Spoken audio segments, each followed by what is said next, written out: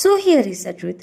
ఈ జనరేషన్లో ఓన్లీ శాలరీతోనే మనం ఎదగాలంటే అది కష్టం మచా. అందుకని నేను కూడా ఒక స్మాల్ బిజినెస్ ఓపెన్ చేద్దాం అనుకుంటున్నా. అదేంటంటే బేకింగ్ అనమాట. మనకి బేకరీ ప్రోడక్ట్స్ అనగానే అదొక భయం ఉంటుంది. అరే అందులో షుగర్ ఎక్కువ ఉంటుంది, మైదా ఉంటుంది, ప్రిజర్వేటివ్స్ ఉంటాయి అని చెప్పి.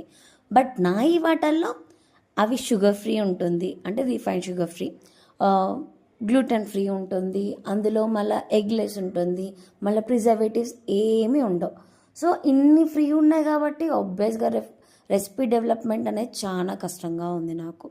అందుకనే ఈ 20 డేస్లో మనం ఏం చేస్తామంటే రెసిపీ డెవలప్ చేస్తాం, మళ్ళీ ప్యాకేజింగ్ చూసుకుంటాం, మళ్ళీ ప్రైజింగ్ అనేది లిస్టింగ్ చేసుకుంటాము, ప్రైజింగ్ ఎలా పెట్టుకోవాలని చూసుకుంటాం. ఇవన్నీ 20 డేస్లో చేసుకోవాలి. అందుకనే నా డే 1 అనేది రేపటి నుంచి స్టార్ట్ అవుతుంది.